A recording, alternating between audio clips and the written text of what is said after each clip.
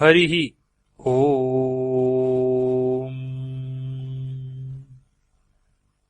Shri Ganeshaya Namaha, Shri Saraswatyai Namaha, Shri Sadguru Charanapadakamalar Vindabhyam Namaha. Sadhanas from Ribhu Gita by His Holiness Swami Shantananda Puri Maharaj. Chapter 1, Introduction. Ribhu Gita is an invaluable text in Vedanta philosophy and forms part of the ancient scripture called Shivarahasyam. As common with all the Puranas, it is a narration by Suta. According to Suta, once a rishi named Jaigishavya requested Skanda, the son of Shiva, to narrate the glory of Lord Shiva, the Supreme God. Then Lord Shanmukha, that is Skanda, began to narrate the Atma Vidya, that is, the teachings relating to the self-realization, as imparted by Lord Shiva in Kailasa to Ribhu, a son created mentally by the creator Brahma. The text in which these teachings are contained is called the Ribhu Gita, as they were repeated by Ribhu to Nidhaga, his disciple. In formal Vedanta philosophy, the first step in practice is to distinguish between self, that is Atman, and non-self, that is Anatman. The world and all its objects are all non-self. The mind also is non-self. But Ribhu goes to the highest level where Brahman alone is and the entire world, etc. are only illusions seen in Brahman. There is nothing called separately as non-self. One should leave off all thoughts and reach a no-mind state. One should leave off all forms which are imaginary and remain as Brahman, that is, the Supreme Being. As there is no body, sense, and consequently, due to the absence of feet or hands, there is neither motion nor any action. There is no world, and naturally there is no creator called Brahma, or a sustainer called Vishnu. There is no death, there is no virtuous act, purity, truth, or fear.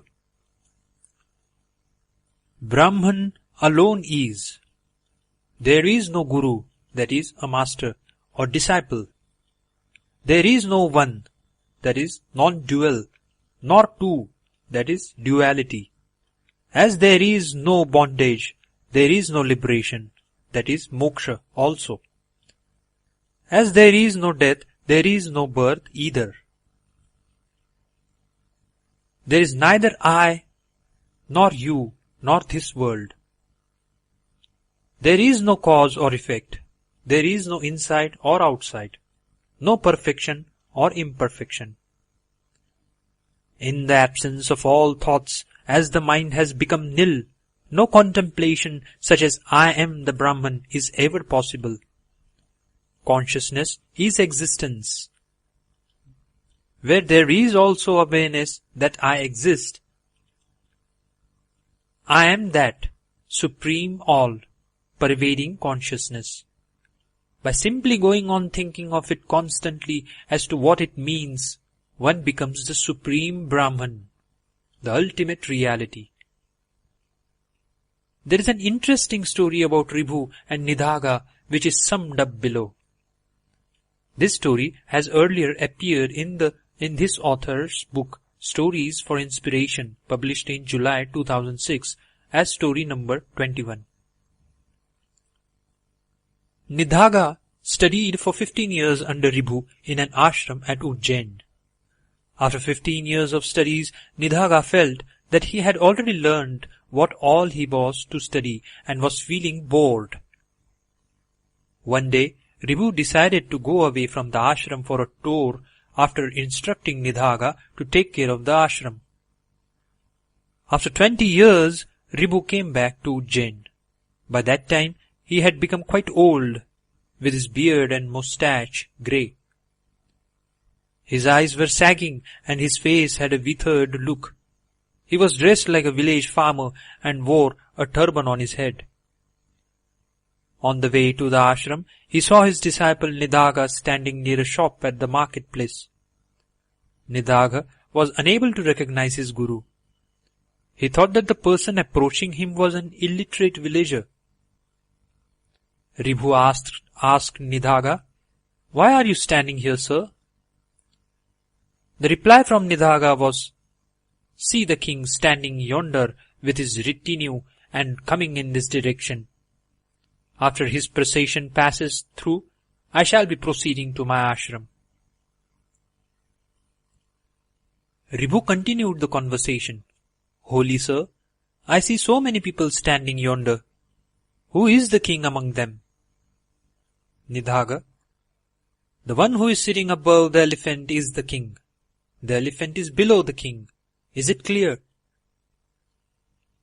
Ribhu, "What is called above and what is called below?" Nidagha felt that the old man was an illiterate fool and contemptuously bent the back of his guru Ribhu so that the latter bent like a horse, touching the earth on all fours, and he nimbly jumped over the back of the guru. Nidagha, "See, now I am above you, you are below. Is it clear?" Ribhu, "Oh, thank you so much. I am not bothered about the terms above and below. I do not understand what is I and what is you as mentioned by you. Now I call myself I. Just now you called yourself I. Who is the real I?" Hearing this, Nidagha realized that the old man appearing as a farmer was none other than his revered master, and prostrated before him. Nidagha said, "Who else but my guru can ask such a question? You please teach me the ultimate learning." On being questioned by Nidagha as to "Who are you?" Ribhu starts saying, "I am the Supreme Brahman. I am the Supreme Bliss. I am what I am. I am consciousness. I am the Supreme Divine Truth. I am Brahman alone. I am always pure, awakened, eternal, and blemishless. I am the perennial bliss. I have no name or form. I have no attachment. I am the Brahman alone. I am bereft of all actions and all differences. I have no doubts. I have no ego, nor do I have the ego that I am egoless. I have none of the qualities attributed to the Trinity, that is Brahma, Vishnu and Shiva. I am neither insignificant nor supreme. I am all the insignificant things, and I am the supreme too when once a sadhaka is awake of the world. The world has no existence of its own, and it was never created. It is an illusory appearance like the mirage or dream. There is no ego or mind also. There is no maya which deludes you. There is no hearing, that is Shravanam, reflection, that is Mananam, nor sitting with an one-pointed mind, that is Nididhyasanam. These are all the most important and intimate sadhanas prescribed in the orthodox scriptures. There is no ignorance.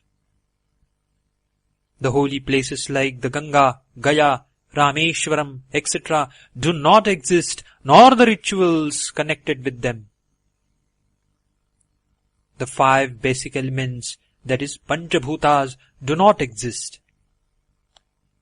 There is only Brahman.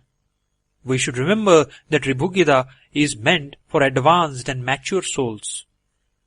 For other people, all the things negated by Ribhu Gita do exist in a relative way.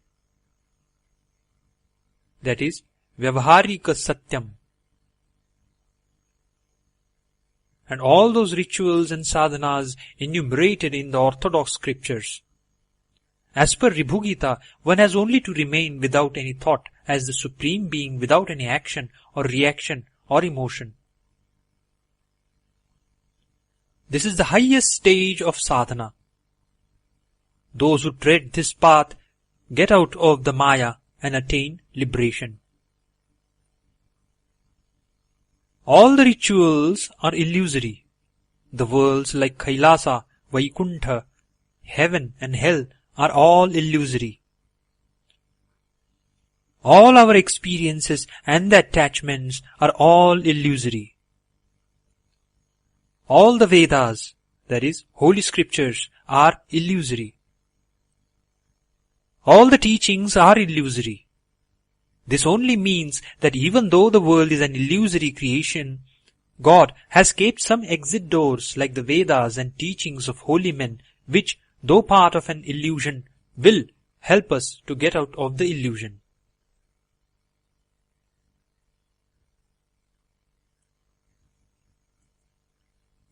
All the wealth, all worldly objects, and Guru, that is Master, are all illusory. Bondage, liberation, joy and sorrow, meditation, mind, etc. are all illusory. Whatever we hear, whatever we see, the body and the senses are all illusory. All differences and distinctions, taking bath, japa, penance, performance of fire sacrifices, study of shastras, worship or puja of gods, mantras, that is sacred syllables, satsanga, that is company of holy men, saints, are all illusory. Whatever anybody says, whatever is agreed to, whatever is proclaimed, it is all Brahman, that is the ultimate reality only. All auspicious actions or bold actions and whatever action is done in truth, it is all an illusion and hence false. The entire world is all consciousness alone. All the five subtle elements, as also the trinity of Brahma, Vishnu and Shiva, are all consciousness. All matters and time and knowledge are all made of consciousness. That is, consciousness means an existence fully aware that it exists. All talk and all existence and non-existence are all consciousness. The master and disciple, as also the knowledge, are all consciousness. The knower and the known are all consciousness. All causes and effects are also all forms and entities which have no form are all consciousness. Non-duality and multiplicity. All the scriptures and Vedanta philosophy, all directions and subdirections like northeast, etc. are only consciousness. All transactions in the mundane world, the past, present and future, all names and forms, all beings and worlds are only consciousness. The dispassion, that is Vairagya, the entire world, all foundations and supports and all that is supported are all consciousness. The vital breath, that is prana, all the senses, all the five sheaths, and the final bliss are all only consciousness. All the permanent and impermanent objects are all consciousness alone. There is nothing more eternal than consciousness, and nothing is more real. Whatever and however beings exist are talked about, and whatever is told in the Vedas, that is ancient scriptures, all are consciousness. There is no bondage other than consciousness, and there is no liberation other than consciousness. The only existence and the only reality is consciousness. End of chapter 1.